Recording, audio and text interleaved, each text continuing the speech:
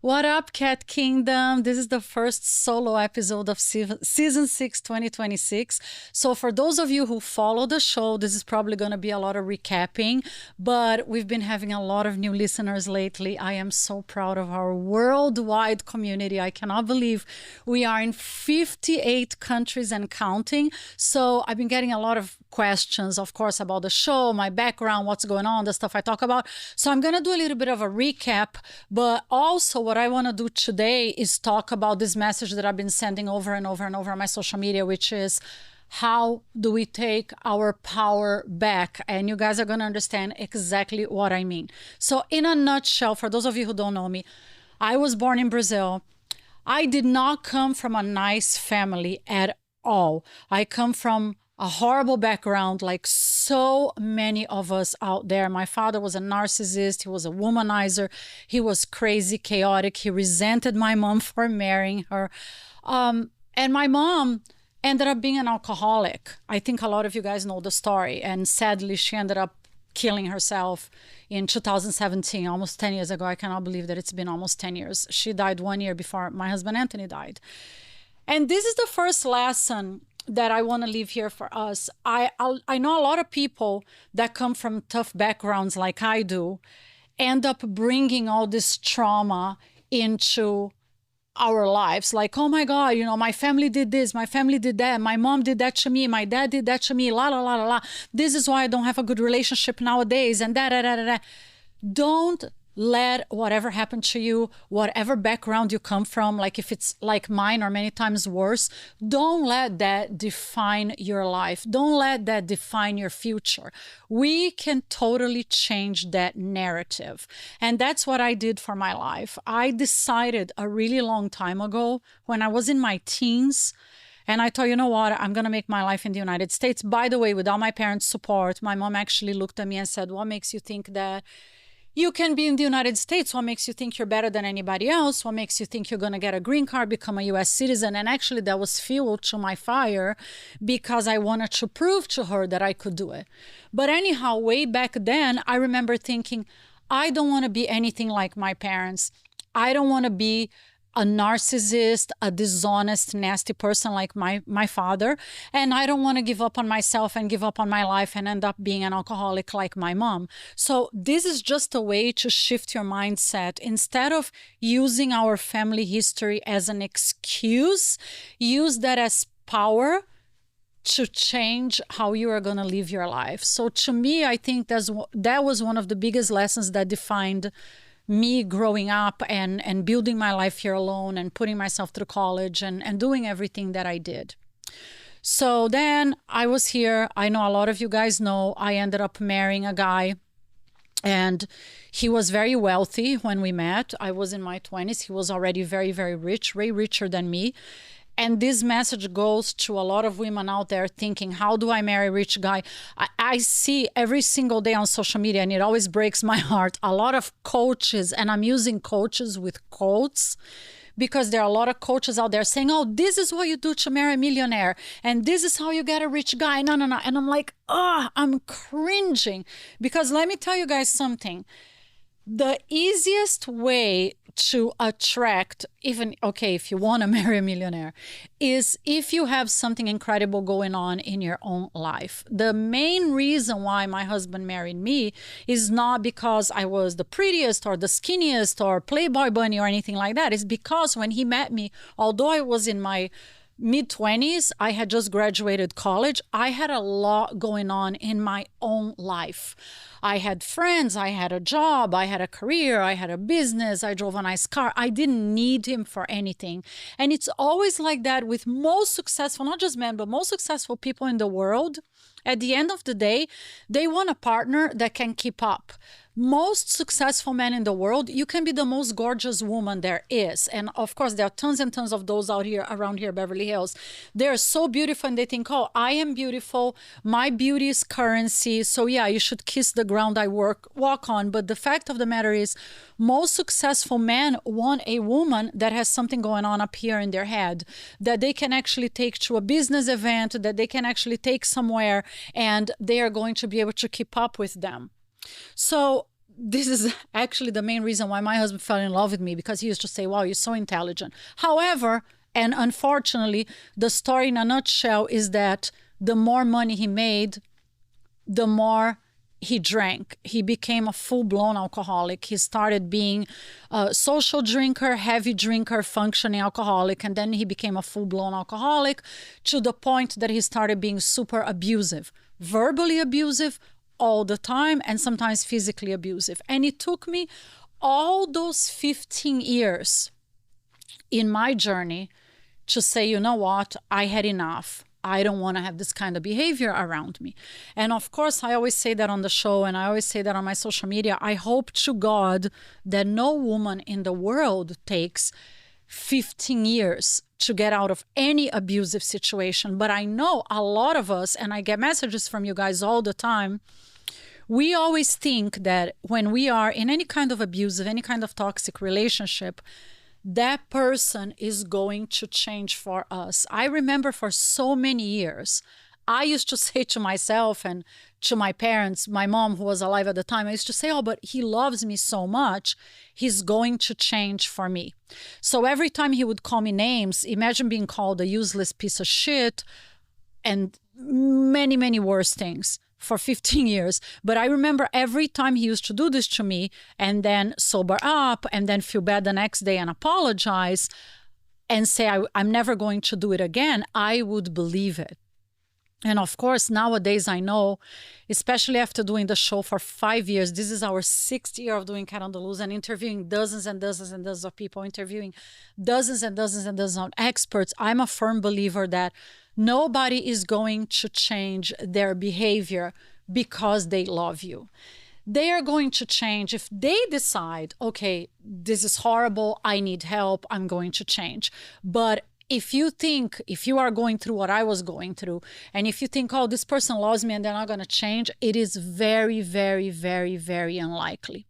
So a big, big, big part of growing as a person and being able to change my life and turn my life around is that I learned that this behavior is never, ever, ever acceptable. So every single time you guys send me this message, I was just responding a bunch of messages last night on Facebook. And as you guys know, I literally try to answer every single one of you guys myself. Sometimes I get my team to help, but we've been inundated with messages. But many, many times it's the same question. Oh, he cheated on me. She cheated on me. Should I stay? Oh, my husband slapped me on the face the other day. What should I do? And my answer is always going to be kind of the same. Remove yourself from toxic situations as soon as possible. And I say that, of course, I'm a woman, so I say that to women all the time. But to men as well. If something is toxic, if something is disrespectful to you in any way, shape, or form, chances are that behavior is only going to get worse and worse and worse and worse. And it's not going to get better. So the sooner you get out, the sooner you can actually pick up the pieces and start rebuilding your life. And it's never ever too late. And this is why I'm here looking at you and telling my story. And I try to be as open and transparent, as honest about it as I can, because I know that if I get one message from a woman out there, thank you, you made me get out of an abusive relationship. Thank you, you encouraged me to start my own business, my own side gig. You encouraged me to be financially independent. Whatever it is that I'm encouraging you to do that will make your life better, I feel this is why I'm here and this is why I'm doing my job for you. But the sooner you get out, the better. Unfortunately for me, it took me 15 freaking years. And the rest of the story, again, those of you who listen to Kat on the Loose know, for those of you who are new here, in a nutshell, once my husband died, I cannot believe how time goes by fast, right? 2018. I literally lost everything we spent 15 years building together. I literally lost everything. And people ask me like, what do you mean? What do you mean? And I know it sounds crazy. And I'm like most of you. I mean, I'm an immigrant, right? I'm a US citizen. And I fell in love with the United States because I believed we are so protected by our laws and our system. I was so naive back then. I was so naive. So I thought, well, we are so rich. We have a will, which to this day, it's like public record in Florida family law. family court. And I thought, well, nothing can go wrong. But everything went wrong because the courts did not enforce the will. The people that my husband trusted in charge of the will decided that they were going to take over the company, our assets, our cars. As I'm talking, if you guys are listening to the audio episode, I'm kind of laughing. But now looking back, I laugh, not because it's funny, because it was a big tragedy. I mean, it almost killed me. But I laugh at the story because if I saw the story in a movie screen, my story, I would be like, no way that this shit happens in real life. This is a freaking movie. But it does happen. And it did happen to me. And I spent 2 years going to court and try to talk to the judge and like, Your Honor, but Your Honor. And they would tell me to shut the hell up, or they were going to hold me in contempt, which means they were going to throw me in jail if I didn't show up. Nobody helped me. My attorneys didn't help me. Nobody did anything for me at all. So I found myself grieving the death of my mom, grieving the death of my husband, without any assets whatsoever. I lost my homes, all our bank accounts, everything was taken from me, everything I inherited, all my personal property, everything was gone. And I think I spoke in more detail in past episodes about the situation. And I know the details of the story are for a future episode, because that's not the purpose of this show. The purpose of this show is to help you take your power back. So, okay, then all that crap happened. Imagine going downstairs to your bank and you think you have $500,000 in one account, you think you have $30,000 in another account, and you go downstairs to your bank and the bank accounts are closed. So I'm like, what the fuck am I going to do now? So this is the interesting part about the story. When I was rich, I had hundreds of people around me, right? We had homes in different places. I always threw incredible parties. To this day, if you Google me, you see some information, videos of my parties and events and things that I did. I always try to be extremely generous to my group of friends. So I thought, well, I'm going to start asking people around for jobs and opportunities. I know so many people. And everybody ran away like rats. True story. The closest people to me that used to sleep on my couch when they had an issue, swim in my swimming pools, be around me all the time, drink my champagne. This is why I use this expression, champagne friends. The closest people to me ran away like rats once I did not have money. And I think it hurt me and it hit me so much harder realizing that I was surrounded by people who were really just interested in what I had, as opposed to people that were interested in being a part of my life. That hurt me so much more than actually losing everything. Because, of course, did I deserve it? No, nobody deserves to lose everything they work for. Nobody deserves to lose everything they build with a partner, with a husband. However, the people that took everything from me, they thought, oh, this woman is going to end up homeless on the street. She has nothing. But the funny thing is I love to work. I never minded working. I started working at a very, very, very early age. I did my first TV commercial when I was 4 years old.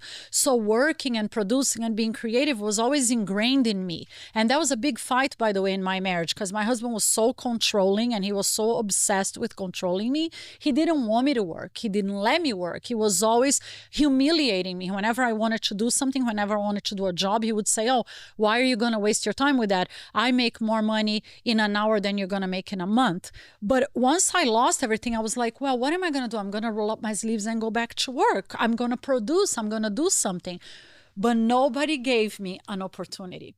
And that was probably one of the most painful, but one of the most awakening experiences of my life. It doesn't matter if we're surrounded by hundreds of people. It's never about quantity. It's all about quality. It's so much better to have 1, 2, 3, 4, 5 very, very close people in your life. I don't care if it's a relative, if it's a friend, whatever it is, that really, really care about you, that really have your back when you need them, as opposed to have like I say, these champagne friends, oh my God, I throw a party and 250 people show up, in a minute, right? Who the fuck needs that? So that was a big, big, big realization to me. And I remember one of my closest friends at the time, and again, friends, quote unquote, right? Because obviously she wasn't a friend because she was one of the people that disappeared. When she realized what was happening to me, she said, oh my God, Catherine, what are you going to do? I mean, how do you go from being a multimillionaire, traveling the world, having all these homes, and now what are you going to do? Where are you going to live? You don't have anything. You should jump off of the balcony. Because in Miami, our apartment was at the Four Seasons residence and the 58th floor. We had a mansion in Las Vegas. We had a house here in Beverly Hills. But in Miami, it was a condo. And she said to me, she said, you should jump off of the balcony. And the day she said that, I remember looking at myself in the mirror and I thought, you know what? I just love life so much. I just lost my mother because she obviously was miserable. She didn't like her life, so she took her own life. Then a year later, my husband died from many, many complications due to alcoholism, and it's a much longer, complicated story. And I thought, I don't want to end up like them. So I am going to swim. It was sink or swim. I'm like, I made that decision. And that was the moment that I thought, I'm going to take my power back. I'm going to swim. I don't know where I'm going to end up. I have no idea what's going to happen to me, but I am going to fucking try. It's always better to die trying to do something that you love doing, trying to go after your dreams, than die frustrated or sad or disappointed because you were so afraid of trying, you're just stuck there. Or you think you don't deserve to make your dreams come true. So that day, I packed my car and I said, I'm going to move back to Beverly Hills, which is the place that I love. It's the place that makes me happy. And same thing. And I don't know if this helps you or not, but I use this theory to this day in my life. I actually designed an entire course that is called the upgrade method because it is what helped me rebuild my life. And by the way, it wasn't overnight, right? This is the 7th year, but it helped me rebuild my life from 2018 to today. I call it the upgrade method. And what does it mean? It means exactly the opposite what most people do in my situation. So when most people are broke, right? Like let's say you're in financial distress or you don't have enough or you go through a horrific divorce, which affects so many times it affects the women, right? Whatever it is that you're going through that is difficult in your life, the mindset of most people is, well, I got to cut back on everything. So you move to the suburbs and you sell your car and you're like, oh, I know I love drinking my coffee in the morning at that fancy coffee shop, but I can't afford it anymore. So you start downgrading your life. But the problem with doing that, with constantly downgrading your life, is that you end up there because you decide this is what you deserve. So I always use this, of course, it's an analogy, but I say like, if you live in a really shitty area, you're going to be surrounded by shitty people and very likely with a lot of people that already gave up on their lives. If you decide, oh, I'm going to eat every night, I'm going to sit at McDonald's and I'm going to eat at McDonald's because it's really cheap. Well, you are certainly very, very unlikely to meet someone at McDonald's that will give you a job, that it will give you an opportunity, that will open an amazing door for you. You are much more likely to sit at McDonald's with people that decided their health doesn't matter, their body doesn't matter, their life doesn't matter, and that they're miserable in their existence. They disqualify themselves from the game of life. And that's what most people do, right? I know people like that. They're like, oh, I want to get a paycheck. Nothing wrong with wanting to get a paycheck, by the way. But they're like, I want to get a paycheck. I want to work 9 to 5 and then I want to go home and then I want to drink beer or I want to eat some cheap fuck place because that's it. But that's where you end up. And when I packed my dogs in my car and I said, I'm going to move back to Beverly Hills and start my life over, same thing. The few people that are around me were like, are you fucking crazy? Beverly Hills is one of the most expensive places in the world. You don't have money. You don't have anything. You lost everything. And I said, no, I'm actually not crazy. I'm going to immediately start trying to upgrade my life again. I'm going to be in a place with people that are way more successful than me, that are way more intelligent or know more than me, that are happier than me, that have the life that I want. Maybe I can start opening doors for me again. And sure enough, I know it sounds absurd, but step by step by step, that's how I rebuild. And by the way, I literally designed a bunch of courses that you guys can go there, and I think 99% of them are free. I think only one you have to pay like maybe $29 or $39 for it, like full disclosure. But I have a lot of free resources on my Stan Store.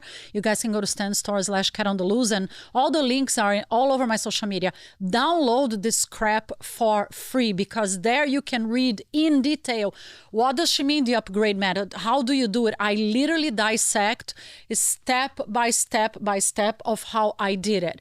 I have a course called How to Become a Phoenix, because that was a big analogy. Same thing that happened in my life and helps me in my life to this day. If you guys don't know the story, right? The phoenix that is the bird that rises from the ashes always stronger. I always have that analogy in my head. I have a tattoo. I made a tattoo of a phoenix on my leg when this was all going down.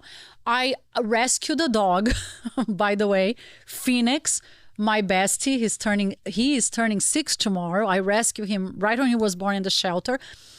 And I always think about this analogy. I'm a phoenix. I'm a phoenix. No matter what people try to do to me, I rise a million times stronger. And anybody can learn how to become a phoenix. It's not me. I'm not better than anybody else. I'm not stronger than anybody else. Maybe I was more resilient than a lot of people. Maybe I had a few more resources than some people. Maybe I had this Delulu method of the upgrade method, but it works. But you can become a phoenix as well. So if you feel you're in the ashes right now, again, don't disqualify yourself from the game of life. Become a freaking phoenix and show everybody what you are capable of. And this is one thing that I want to mention as well. By the way, guys, as you know, Kat on the Loose is like 100% organic. It's never scripted. I did not script this shit.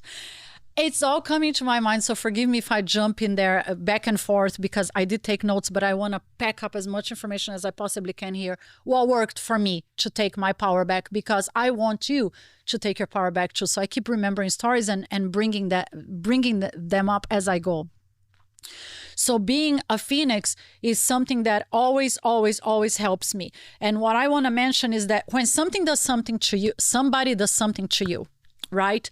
In my case, the people that my husband and I trusted the most in this world, that were responsible for the will, betrayed us and decided, no, Catherine is not going to inherit all her shit. We're going to take over. We're going to take everything. Usually people that do that, anything that they take from you, and it could be your case, it could be any case, you can apply that to anything. Let's say you are in a relationship and you found out your significant other cheated on you. Whatever it is that they do to you, they're actually doing it to themselves. It means if somebody took money from you, they took a job from you, they took an opportunity from you, they are not capable of creating their own opportunities. These people that took everything from me and my dead husband, they are so freaking incompetent losers. They were never capable of building anything on their own. So they go, oh, I'm going to take it from somebody else. Why do you think a thief is a thief? That's exactly why. Because they're so freaking lame. That person is such a loser that they're like, oh, the only way I'm ever going to have this watch, the only way I'm ever going to have this car is if I forcibly take it from someone. You have to be such a fucking delusional loser to decide you should take something that's not yours. But that's why people do it. And it's the same thing with cheaters. Why do you think they cheat? It has nothing to do with you. You can be the most wonderful person in the world, the most gorgeous, the most loyal, the sweetest, the most dedicated. The cheater thinks he's never going to be good enough. That person has no ethics. whatever it is that's going on in their head. Sometimes they're narcissists. Sometimes they think whatever the hell it is that they think that is not good enough. The cheating problem is on them. It's never on you. They are simply not capable of being a loyal, responsible, ethical adult. It's really, really that simple. We complicate it. I know, especially women, right? When somebody cheats on you, you're like, oh my God, did I do something wrong? Is she better than me? Is she prettier than me? It has nothing to do with you. The cheater cheats because they don't have those characteristics that make people not cheat. Even if you don't want to be in a relationship anymore, somebody who is loyal, somebody who is honest, somebody who has ethics, they look you in the eyes and they say, look, this is what's going on, A, B, C, D, la, la, la, la, and I need to be out of this relationship. They don't go and do shit behind your back and lie behind your back. So remember that before you blame yourself for anything that somebody did to you. They do it simply because they're not capable of being any better. And unfortunately, it's something that happens a lot, right? So I moved back to Beverly Hills, and as I am rebuilding my life bit by bit by bit, and this is what I want to say. Do I believe in overnight success? Yeah, but it's kind of like winning the lottery, right? Does it happen? Of course, but it's very, very, very, very rare.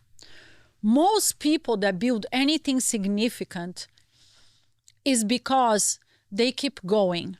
They do one baby step at a time without ever, ever, ever stopping and not giving up. On the same token, the main reason why most people don't achieve their goals, don't achieve their dreams, is because they get started. And the first month, they're super excited. And the second month, they're excited. And the third month, they're like, oh, this is really hard. And then maybe on the fourth month, they're like, ugh, I'm done. I cannot deal with this. That's it. So the key is, no matter what anybody tells you, you have to keep going. And I say that in my journey because I don't want to sit here. Like today, you guys see we always post on social media the final product, right? We post the beautiful photos, the beautiful videos. Look what I did. Oh, look at my show. I have this audience. No. But I don't want to give anybody this phony illusion. Oh yeah, I showed up here and I look fabulous and I had all this success and I had all these clients, la la la. No, I showed up here and I went through hell and high water for a really, really, really, really long time. When I started the show, I started Kat on the Loose. COVID had just hit. I was sitting in my teeny, tiny apartment. And I was like, what the fuck am I going to do? Nobody's hiring. There is no jobs. I literally don't know what to do. And I remember there was a Brazilian radio station, the largest Brazilian radio station in the United States. And the owner of the radio station gave me an opportunity. This was just before COVID. He was like, oh, you can come every Tuesday afternoon and you can do a live show for 4 hours and you can bring in the sponsors and you get like whatever, 20% of the sponsorship. So he gave me a platform. So there I go to the Brazilian radio station and I am so excited. And sure enough, I brought in all kinds of fantastic sponsors, great guests, super famous people from the Brazilian community, all the way to the ambassador of Brazil in the United States, celebrities, you name it. So my show within a few months was the #1 show of this Brazilian radio station. We had about 65,000 listeners on Tuesdays afternoon. So one day we're sitting there having some kind of a meeting, like a creative meeting. And I said something that I wanted to do on the show. And the owner of the radio station didn't like it. And he looked at me, he said, listen to me. You are a useless piece of shit. All of you girls that work here are useless, talentless pieces of shit. The only reason you're here is because I'm giving you the chance, so shut the fuck up. So that day, I got up, I did the show, I swallowed my tears, and I left and I said, I'm not going to put up ever again with a man telling me to shut the fuck up, telling me I'm a useless piece of shit, because I already put up with this for 15 years from my husband. This is what taking your power back means. You need to make a decision for yourself regarding things that you will never accept in your life again. And once you do that, you lift a huge weight off of your shoulders. You simply don't accept it. It's like a non-negotiable. For me, to this day, a non-negotiable is I will never accept ever again a man calling me names or telling me to go fuck myself and anything like that. So I left and I'm sitting in my apartment and I remember seeing something like an ad from Spotify from podcasters and I'm like, oh wow, I had no fucking idea what a podcast was. I don't think they were that big back then, 6 years ago, as they are big now. There were a few people doing them, but we didn't talk a lot about them. And I was so frustrated and I was feeling so alone and I was feeling so lost. I'm like, I'm going to vent about all this shit that is happening to me. I am trying to rebuild my life again. I am trying to make money. I am trying to find my voice. And I'm back into dating. And I think because I was so abused for so long, I kept dating creep after creep after creep. I kept repeating the pattern. I kept dating men that were liars, narcissists, that cheated on me, that lied to me, that call me names, like one after the other. That was always the energy that I was attracting. So anyhow, I come up with this name, Cat on the Loose, because I'm like literally on the loose, right? I have no idea where I'm going to end up with my life. And I'm venting and I'm talking about it. And I decided my style is to be very real. And this is what it means to be organic. I don't want a script. This is not acting. It's not a TV show. I don't want to cut parts if I say something stupid. I'm going to run with it and I'm going to make it 100% organic and never edited, never scripted. I had no idea it could become a business. I just did it from a place of my heart. I started talking and talking and talking and venting and venting and venting. And if you go to the first episodes I did 6 years ago, and you listen to the stories, of course, I'm not the same person that I was 6 years ago, but I cringe because I listen to all the stories like what this man did to me, the dude that cheated on me on Valentine's Day because he was spending Valentine's Day with his ex-girlfriend the whole day in bed, the dude that cheated on me on my birthday, the dude that did this, But as I was venting and telling my stories out loud, I realized I started getting messages from you guys, from women and men, from different countries, saying, oh my God, I have something similar that happened to me. Oh my God. I'm like, wow. So if I am venting and giving voice to other people to be able to tell their stories and take back their narrative and take back their power and change their life and go after their dreams, I'm going to run with this. So I kept going and going and going and going. And by the way, if you are an aspiring podcaster or an aspiring anything for that matter, right? Aspiring actor, aspiring director, whatever it is that your dream is, again, most people give up because they're like, oh, I'm going to try. And I get that message a lot. How do you monetize a podcast? How do you get so many sponsors? It was not overnight. The only reason why the show is where it is today is because I kept showing up week after week after week after week after week. Of course, nobody saw what I was going through behind the scenes. Nobody saw my struggles. Nobody saw where I was living. Nobody saw my pain. I always kept that like bottled up, but I kept showing up for my audience week after week after week after week. So I want to remind you, whatever your dream is very, very valid. Nobody's better than you. Even if you say my dream is to become an actor and win an Oscar, anybody deserves to have that dream. And your dream is very valid, but you cannot give up on it. Remember that. If you want to take anything from this episode, you need to keep going. And when it gets crazy, crazy, crazy hard, they're like, oh, I can't do this today. I'm having the shittiest day I ever did. My boyfriend broke up with me. I have $3 in my bank account. My car has 5 flat tires. Whatever the fuck it is that happens to you, on that day is the day that you gotta push harder. You gotta pull yourself up by the bootstraps and you gotta show up for whatever it is that you want to do. One of the people that I admire the most in this world, and I dream about having on the show, and I beg and beg and beg and plead, and I hope one day she's going to say yes. She is called 𝐬𝐿𝐫. If you guys don't know her, please follow her. Go see her work. She married Alex. And now they have a gazillion, $100 million, $200 million company. They come from nothing. They met on Bumble. They fell in love. They got married and they built this empire. But she's super real and she's insanely inspirational. I try to follow very inspirational people that know a lot more than me and make a lot more money than me. And Layla always says, she even made like a sweatshirt with this phrase, fuck your mood, do the work. And I always live by that. I can be feeling like absolute shit. We all have problems, right? We all go through something horrible. Like I share with you guys, I've been through so much tragedy. Can you imagine losing your mom, a year later losing your husband? Then you go down to your bank account, like everything you had is gone. I mean, I've been through so much shit, but fuck my mood. Yeah, if you want to eat, if you want to put a roof over your head, if you want to do this, you want to do that, show up. Show up. No matter what it is that you're going through, please don't disqualify yourself. So the answer to how do you make a project successful, don't give your project an expiration date. I took a 1 second pause to have a sip of love because I don't have a guest and I'm talking, and I'm almost running out of time. There's still so many more things that I want to tell you guys, but I want to squeeze a few more things in here.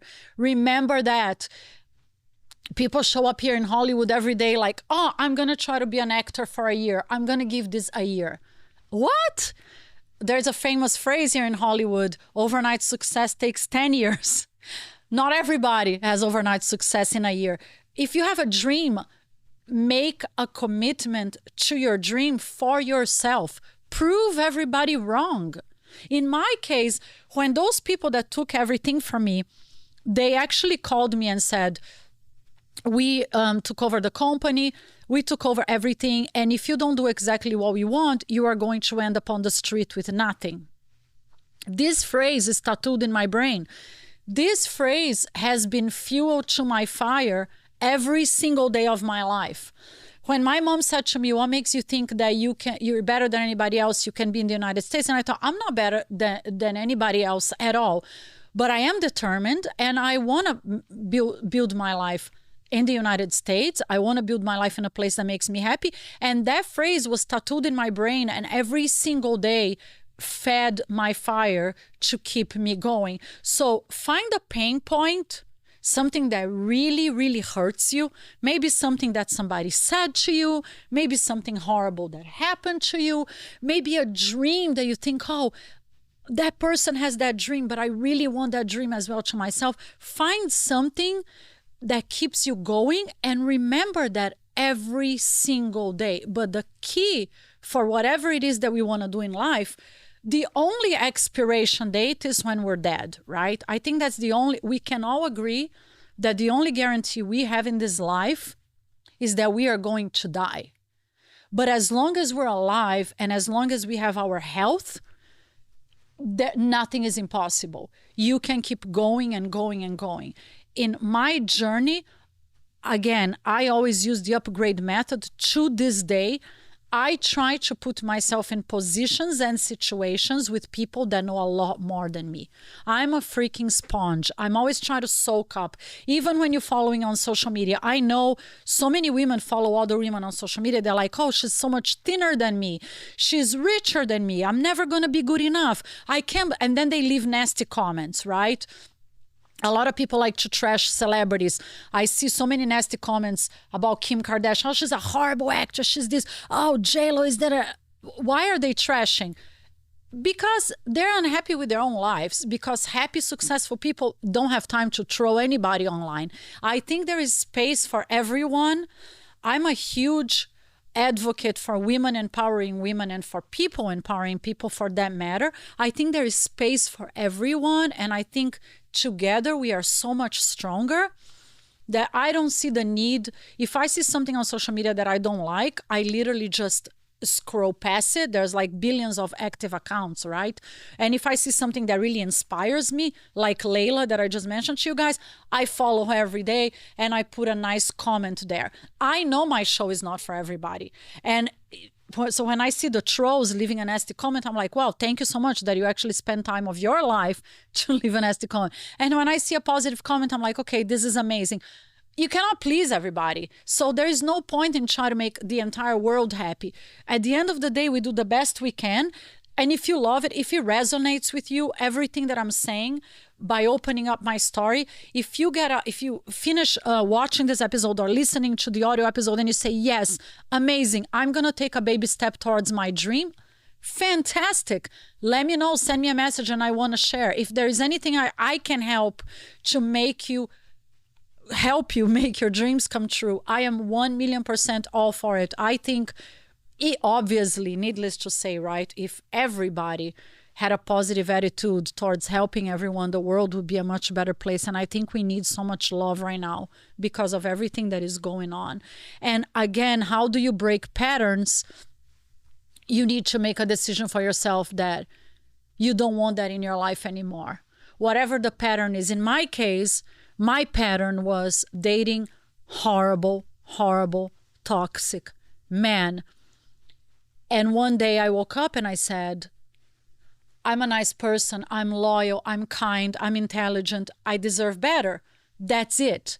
That's it. I took my power back. I will never date any one of these men again. I will never date a narcissist again. I will never take your power back. If you're going through any kind of financial hardship, right? A lot of us, I was coaching this girl the other day, and she found me on TikTok and we did a coaching session. And she said to me, oh, my dream was always to have this and that business, but I have everything on paper and I never did anything about it. I said, girl, run with it. Run. Her business was really good, by the way. So now, 2 weeks later, she has a website. She started a LinkedIn account. She started an Instagram account. She's out there. So having a dream in our head, and I'm a huge advocate for manifestation, of course, and manifesting is amazing, but we gotta take action, right? Things only happen if we take action. So as you're listening to this episode, run with it. I always say, I know a lot of people are planners. I'm not much of a planner. After everything that happened to me, I'm more like, let's do it. Let's just fucking do it, because we learn as we go, right? Nobody knows everything. Whatever business is that you want to start. Like I said, if you want to start a podcast, when I started a podcast, I didn't know shit about podcasting. To this day, I'm trying to learn and be as best as I can and listen to your messages and try to bring content that resonates with you. At the end of the day, this is a show for us to learn together. And people ask me that all the time. Are you a coach? No, I'm not a coach. I just tell you what worked for me, rebuilding my life and my successful businesses. And hopefully I can give you the power and the tools to go out there and just run with it and do the same. So if you're a planner, great. I love vision boards, all that stuff, right? I do lists. I write a lot of notes on my phone, but you gotta take baby steps. I remember a few years ago, maybe 2 years ago, another person that I adore, 𝐬𝐮𝐫𝐿, the Brazilian supermodel, she wrote on her social media, she was like, every single day before you go to sleep, ask yourself, did I take at least one baby step towards the direction of my dreams? If the answer is yes, amazing. Maybe tomorrow you can take 2 baby steps and then 3 and then 4, because it's the famous snowball effect, right? But if you're just dreaming in your head and doing nothing, I don't think somebody's going to knock on your door and say, hey, hi, I know you're fantastic and here's $1 million, right? We need to take action. And I really hope this episode empowers you. And this is why I said, take your power back. We never lose our power. Maybe somebody tries to suck it away from you. Maybe we forget we have that power within us. Like I forgot during my marriage. I literally forgot my voice. I forgot how intelligent I was. I forgot a lot of things. But our power is always inside us. And the way you take it back is putting yourself first. Never being in an abusive relationship. Never letting anybody disrespect you. Never letting anybody tell you that your dreams are not valid. Hey, look, if you have a support system, fantastic. I wish everybody had a support system, right? If you have relatives, a spouse, a friend that is rooting for you, amazing. But if you don't, like it was my case, it doesn't matter. Be your biggest support system. Look at yourself in the mirror, say, I know you can do it. Go for it. This is what it means. Take your power back. Take every step you possibly can to make your dreams come true. Because at the end of our life, I'm sure we want to look back and say, you know what? Maybe I wasn't the richest, maybe I was the most successful, but I fucking tried. I was working towards my dreams. I love you guys so much. I am bringing so many amazing guests this season. I am trying to read every single message. I am so grateful for every single one of you that keeps tuning in and growing our incredible, incredible, incredible Cat on the Loose community. This is a kingdom where we are all kings, we are all queens, we all respect each other, we do not tolerate any BS. So keep sending your messages, be safe out there, never ever ever give up on love. Remember, even if somebody hurt you, if somebody broke your heart, if somebody disrespected you, it does not mean everybody coming after them is going to do the same, because the right person for you is out there trying to find you. Okay, I love you, and I'll come back very soon with another great episode. And if you enjoyed the show, please share with your friends. Thank you. Love you. Drink love. Thank you, love. Thank you, Beverly Hills Content Creation Studios, for our beautiful new set. I really appreciate you guys. I'll see you very soon. Thank you.